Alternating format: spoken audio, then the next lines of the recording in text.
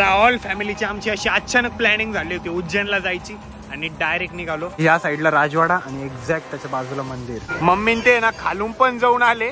आता आम्हाला जायचंय खाली. सगळे लोक ना डिसअपॉइंट होत असणार इकडे आल्यानंतर. असं आहे की बिहेवियर आहे इथला काही मोजक्या लोकांचं इतकं घाणे माहिती.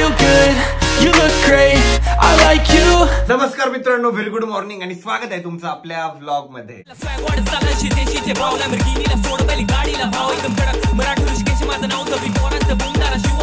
तर मित्रांनो, आता झाले सकाळचे 7:30 आणि आम्ही एवढा लवकर का उठलोय तुम्हाला सांगतोय. आम्ही ऍक्च्युली 6 वाजता उठलो होतो. तर आम्ही चाललोय सगळी फॅमिली उज्जैनला. आपली तर पूर्ण फॅमिली, त्याचबरोबर माझे मामा मामी आणि त्यांचा एक मुलगा आणि त्याची बायको, अशी आम्ही सगळी फॅमिली चाललोय 9 जण.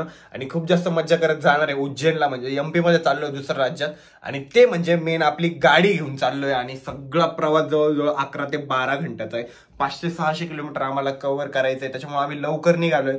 मला असं वाटतं आपण रात्री 11-12च्या पहिले तिथं पोहोचलो पाहिजे. तर आमची पॅकिंग वगैरे पण झाली आहे. सगळ्यांनी पहिले आवरून घेतलं आणि त्याच्यानंतर मला उठवलं. रात्री मी पिक्चरला गेलो होतो, त्याच्या पहिले आरोहीने सगळी बॅग पॅक करून ठेवली होती. हर्षदचा आहे ना आता लेट ब्लॉग चालू झालेला आहे. म्हणजे आता चालू होईल तर डायरेक्ट यायच्या दिवशीच एंड होईल. पप्पाचं पण आवरलेलं आहे.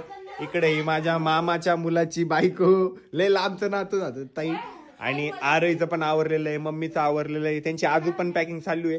आणि मेन म्हणजे आमच्या मामा मामीला त्यांना यायला थोडा वेळ लागणार आहे. आम्ही त्यांना लवकर फोन केला होता तरी लवकर या म्हणून, बट अजून त्यांना भरपूर 1-1.5 तास लागणार यायला. तोपर्यंत आम्ही गाडीमध्ये सगळं सामान ठेवून देतो आणि मधलं जे सीट आहे ते पण लावून घेतो. आणि आम्ही ना गाडी सामान ठेवतोय ना, तर स्कूबी बघा ना कसं बघते आम्हाला. चल स्कूबी. तर काही आता सगळ्यांचं आवरलेलं आहे आणि आमचे मामा मामी ना त्या अर्ध्या रस्ते देत आहे, तर आम्हाला आता तिथं जायचंय. Bye bye Scooby, bye bye. आम्ही चाललो उज्जैनला तुला शोलून. Bye bye. तर आता आहे ना, पहिले आम्हाला पेट्रोल वगैरे टाकून घ्यायचंय. त्याच्यानंतर आम्ही जाणार आहे सोलापूर धुळे रस्त्याला आणि मग तिथून आपल्याला धुळेला जायचंय आणि तिथून पुढचा रस्ता आपल्याला बघायचा आहे कसा आहे काय नाही. आता पूर्ण मॅपच्या मदतीने जायचंय धुळेपर्यंत तर माहिती आहे आम्हाला. आणि मेन म्हणजे मामा मामी थोडी लेट निघाले होते, तर पेट्रोल टाकूच तर ते पण तिथं अर्ध्या रस्त्यात येऊन जातील. तर आम्ही ना आता एकदा गाडी फुल करून घेतोय पेट्रोलला आणि पुढे जर सीएनजी भेटलं तर चांगलंच होईल. तर आता मामान ते पण आले, इकडे साईडलाच पेट्रोल टाकलं आणि मामान ते आता एकदा गाडी सेट होऊन घेत आहे. मम्मी पप्पा हर्षद माग आहे, मामा मामी मनू भाऊ ताई पुढे, आरोही माझ्यासोबत आणि मी गाडी चालवायला.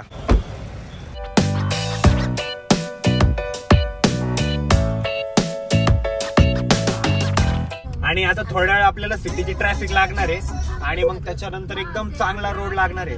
मग चांगला रोड लागला ना की मग टेन्शनच नाही. नॉन स्टॉप इतकाच चांगला रोड आहे, आपल्याला धुळेपर्यंत टेन्शनच नाही. डायरेक्ट आम्हाला निघाले ना थोडा उशीर झाला. आम्ही जर कधी लवकर निघालो असतो ना तर आम्ही खूप लवकर रोडला लागलो असतो, मेन रोडला. पण सध्या कसं ट्रॅफिक राहते आणि कंपनीत जाणार, इकडे MIDC एरिया आहे ना, तर कंपनीत जाणारे सगळे या टाइमला निघतात 8-9च्या दरम्यान. त्याच्यामुळे प्रॉब्लेम झाला नाही तर आम्ही आतापर्यंत रोडला लागलो असतो. एकदा हायवेला लागल्यावर मग प्रॉब्लेम नाही, मग नाही टेन्शन. मग डायरेक्ट नॉन स्टॉप डायरेक्ट मोठा हायवे सोलापूर धुळे. तर काही आता फायनली आम्हाला चांगला रोड लागलेला आहे. हा नॉन स्टॉप डायरेक्ट किती मोठा रोड आहे, टेन्शनच नाही.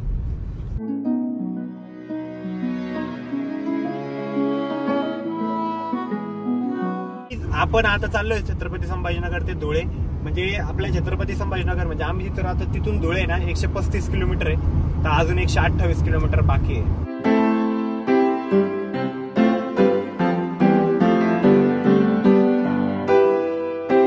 आणि काही तिथं समोरचं वातावरण इतकं भारी नाही बघा, किती सुंदर घाट आहे. आणि इकडच्या साईडला डायरेक्ट म्हणजे जर गाडी गेली तर डायरेक्ट खाई आहे, पूर्ण खाई आहे. वातावरण किती भारी पण तिकडचं.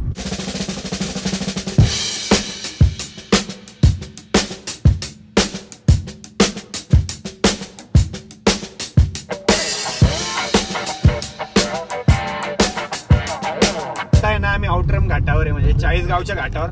हा घाट आहे ना सगळ्यात डेंजर होता पहिले, जेव्हा नवीन म्हणजे आम्ही जेव्हा लहान होतो ना तेव्हा रस्ता लई खराब होता, तेव्हा सगळ्यात डेंजर होता. पण आता आहे ना रस्त्याचं काम वगैरे झालेलं आहे बऱ्यापैकी. फक्त थोडं एक्सटेंड केला पाहिजे, पण एक्सटेंड करायला पण चान्स नाहीये. कारण इकडच्या साईडला डायरेक्ट डोंगर वगैरे आणि इकडच्या साईडला खाई आहे, तर इकडे ते एक्सटेंड करू शकत नाही. त्याच्यामुळे या रोडचे जास्त डेव्हलपमेंट झाले नाही.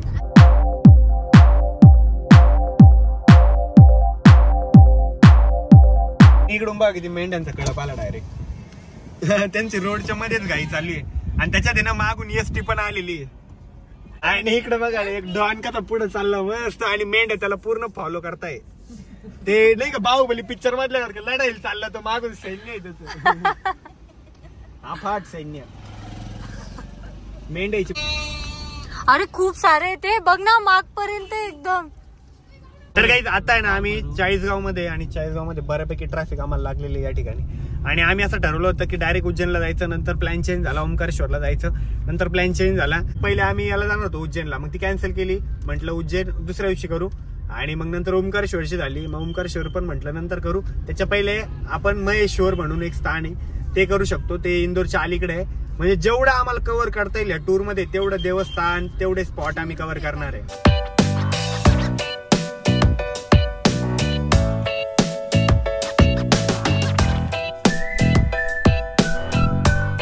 आता आम्ही धुळ्यामध्ये एंटर झालोय. आता आम्हाला एका ठिकाणी पाणी बॉटल वगैरे घ्यायची आहे.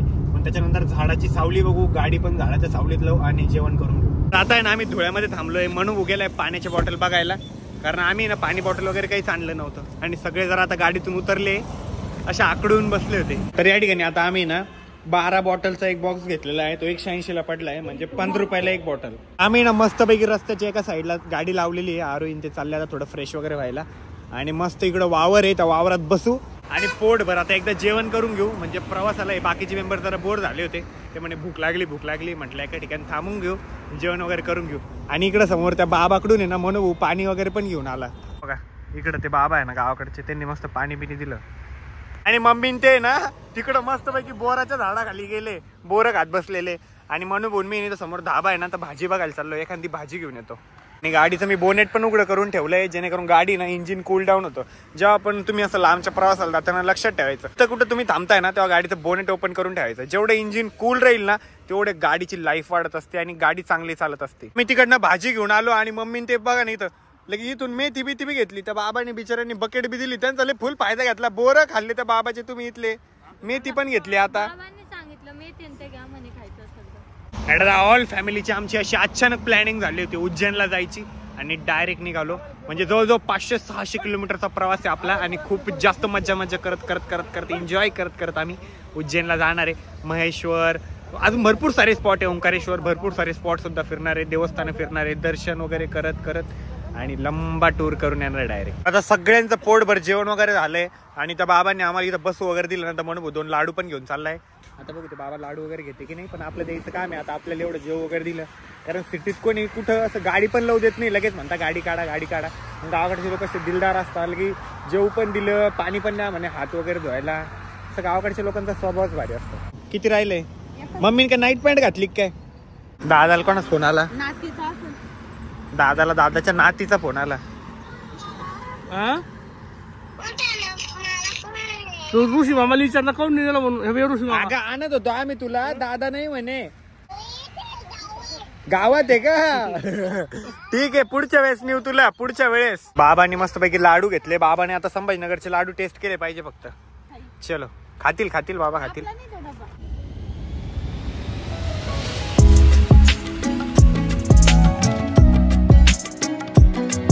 फायनली आता आम्ही मध्य प्रदेशमध्ये एंटर होतोय. ही MP ची बॉर्डर आहे बघा. इथून आता आपण दुसऱ्या राज्यात.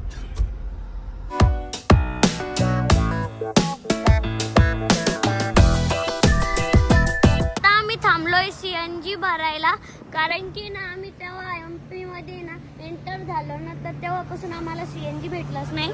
तर मग स्टार्टिंगलाच CNG भेटून गेलं, तर आम्ही इथून भरून घेतोय.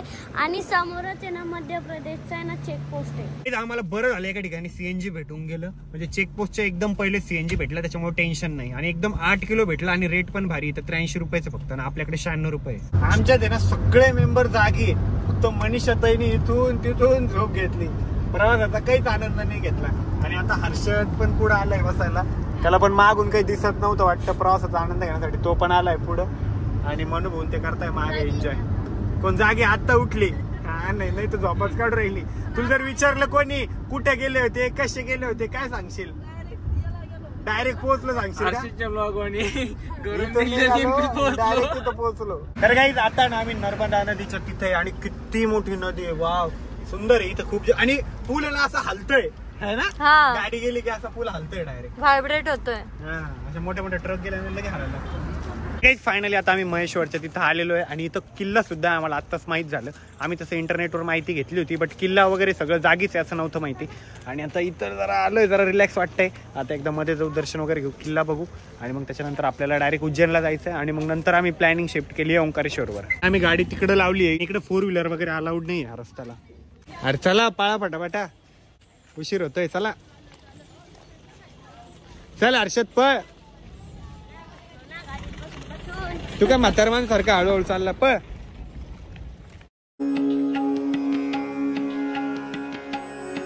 आणि आता ह्या साईडला किल्ला आहे. हे किल्ल्याचं आणि मंदिराचं भव्य प्रवेशद्वार आहे. आणि इकडे ना ते जुने दरवाजे पण आहे अजून.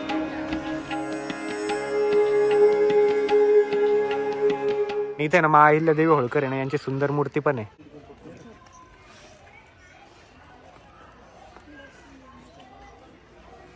आणि हे ना हा राजवाडा आहे पूर्ण. आणि मा अहिल्यादेवी होळकर आहे ना, त्यांची राजधानी होती ही, त्याच्यामुळे इथं राजवाडा वगैरे आहे.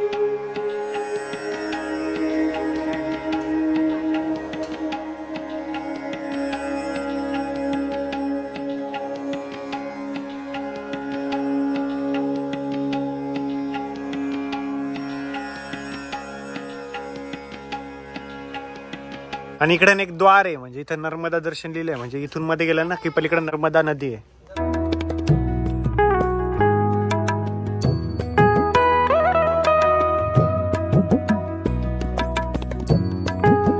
राजवाडा एकदम सुंदर आहे पण, आणि एवढ्या प्राचीन काळातला राजवाडा अजून आहे म्हणजे भारी गोष्ट आहे डायरेक्ट. आणि खरी जन्नत तर डायरेक्ट या साईडला आहे. हे बघा किती सुंदर मंदिर आहे डायरेक्ट. म्हणजे या साईडला राजवाडा आणि एक्झॅक्ट त्याच्या बाजूला मंदिर.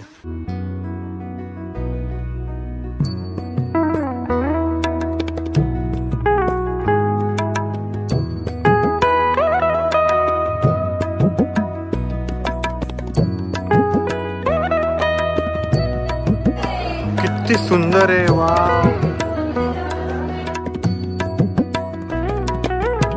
तर आम्ही किल्ल्याचा फक्त बाहेरून लुक बघितलाय, अजून मध्ये गेलो नाही कारण मम्मी पप्पा ते मध्येच कुठे गायब झाले काय माहिती. वाव किती सुंदर व्ह्यू आहे ना.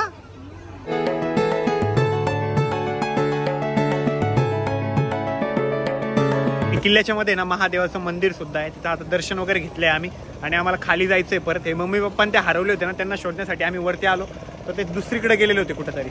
आता सोबत चला. आणि मम्मी ना तिथं आम्ही फोटो काढताना डायरेक्ट पडायला चालली होती. अरे मला माहिती नव्हतं ना तिथं पार्टी आहे, मी सरकायला गेले तर पडायला आले होते. आता याचं काय चाललंय, कुठे जायचं, सगळे कुठे पळताय, सोबत चालायचं तर. तुमची जोडी आवरा थोडी, मामान मामी. किती मंदिर आहे इथं. इकडच्या साईडला पण महादेवाचं मंदिर आहे आणि इथं आहे ना होळकर महाराजांची समाधी पण आहे. आणि त्याच्या समोर आहे ना अहिल्यादेवी यांनी बसवलेली ना महादेवाची पिंड सुद्धा आहे. मंदिर किती सुंदर आहे ना, पण याचं निर्माणच किती भारी आहे डायरेक्ट. मला आज स्पॉटच माहित नव्हता, म्हणजे आज माहित झाला डायरेक्ट. रिलॅक्स वाटतंय एकदम. मम्मी ते ना खालून पण जाऊन आले. आता आम्हाला जायचंय खाली कारण आम्ही त्यांच्यामुळे लगेच आलो होतो वरती. हर्षद तू ब्लॉग का नाही घेते तुझा. घेतोय ना. कधी घेतो मी, तुम्ही नसल्यावर. आम्ही नसल्यावर घेऊन काय फायदा, आमच्या सोबत घे ना. आणि इथलं लोकेशन इतकं सुंदर आहे माहिती का. तुम्ही जर एमपीचा उज्जैनचा प्लॅन करताय ना तर महेश्वरला नक्की भेट द्या. इथं महेश्वर किल्ला सुद्धा आहे, महेश्वरी किल्ला. म्हणजे आम्हाला नाव ऍक्च्युली प्रॉपर माहित नाही बट महेश्वर किल्ला म्हणतात. महादेवाचं मंदिर आहे, होळकर महाराजांची समाधी आहे. आणि परत आहे ना म्हणजे आपल्या एकदम राईट साईडला, म्हणजे किल्ल्याच्या एकदम राईट साईडला ना राजवाडा आहे. मा अहिल्यादेवी होळकर यांच्या राजधानी होती ही, तर तिथं राजवाडा पण आहे. राजवाडा पण अजून जसं तसा आहे. ह्या लोकेशनवर इतके भारी फोटो व्हिडिओ इतके भारी येतात. आणि इव्हिनिंगचा टाइम सगळ्यात बेस्ट असतो, म्हणजे 4-4:30 नंतर जर येत आहे ना तर बेस्ट टाइम. उज्जैनचं जर प्लॅनिंग करताय ना तुम्ही तर नक्की या ठिकाणाला एकदा भेट द्यायची. इथून जावं वाटत नाहीये बट आपल्याला उज्जैनला येणे हवं, आज पोहोचायचं आहे. कारण तिथं काहीतरी लाईट शो पण केला आहे वाटतं मंदिराच्या तिथं, तर तो पण बघायचा आहे. मम्मी पप्पाचं सगळ्यांचं तेच चालू आहे, लवकर चला. त्याच्यामुळे लवकर निघावं लागतंय, नाही तर भरपूर वेळ थांबलो असतो इथं. म्हणजे जवळजवळ 3-4 तास तर इथं आल्हाद गेले असते. आणि एकदम भारी वातावरण असं. आणि आता तुम्ही म्हातार झाले, ती सगळे म्हातार झाले, तुम्ही काही चालत नाही काही नाही, खाली पण नाही आले काही. येऊन गेल ते पाहून गेले का. चला मग आता ज्याला चहा प्यायची ते चहा पित आहे आणि आम्हाला प्यायचं लिंबू सरबत. आम्ही लिंबू सरबत पिणार आहे. अरे तुला फ्युचर मध्ये काही गिफ्ट द्यायचं असेल ना ते दे. डिफेंडर येणार आहे हर्षद. तुला पण मला जर काही गिफ्ट द्यायचं असेल तर मला ती गाडी दे. कधी मी मोठा झाल्यावर. कधी होशील तू मोठा तेव्हा मी म्हातारा होईल. तू म्हातारा होशील मग मी तुला ड्रायव्हर लावून देईन ना. त्याला म्हटलं मला तशी गाडी कधी घेऊन देशील. तू मोठा झाला मी मोठा झाल्यावर म्हणे तो मोठा झाल्यावर. त्याला म्हटलं तू मोठा झाल्यावर मी म्हातारा होईल मग म्हणे ड्रायव्हर लावून देईल म्हणे तुला. हर्षद बोर झाला काय रे. हो. अरे काय तू काहीच एनर्जी नाहीये. असं माणसाने एक्सप्लोर केलं पाहिजे फिरलं पाहिजे. तुझ्यासारखं लहान आहे तू एवढं आताच बोर झाला तर मग मोठा झाल्यावर काय फिरशील. तुला तर ब्लॉगर व्हायचंय मग तू म्हणतो. नाही झालो अजून 50% एनर्जी बाकी. 50% फक्त. असं तू कधी पण तुला रात्रीच्या 12 वाजता पण उठवलं तू म्हटलं पाहिजे 100% एनर्जी बाकी मन 100% एनर्जी बाकी आहे. 100% एनर्जी आहे माझ्यामध्ये. इथून पुढता केली आहे उज्जैनच्या रस्त्याला. तर आम्ही ना उज्जैनच्या आता एकदम जवळ आलेलो आहे. जवळजवळ 20 किलोमीटर अंतर बाकी आहे फक्त. आणि खूप जास्त भूक लागली होती वेळ पण खूप झाला होता त्याच्यामुळे सगळे मेंबर आता जेवायसाठी काही ठिकाणी थांबलेले. आता पोटभर जेवण करू आणि मग तिथं जाऊ. तिथं एकदा रूम करू बॅग वगैरे टाकून देऊ आणि मग थोडं उज्जैन फिरू. तर काही फायनली आम्ही आता उज्जैनमध्ये आलोय. आम्हाला पोचता खूप जास्त उशीर झाला म्हणजे 10 सव्वा 10 झाले. इथे आहे ना महाकाल कॉरिडॉर म्हणून आता एक फंक्शन असतं असे लाईट शो वगैरे असतात ते आमचं आज मिस झालं. आता बघू जर बाकीच्यांना बघायचंच असेल तर आम्ही उद्या थांबणार आहे.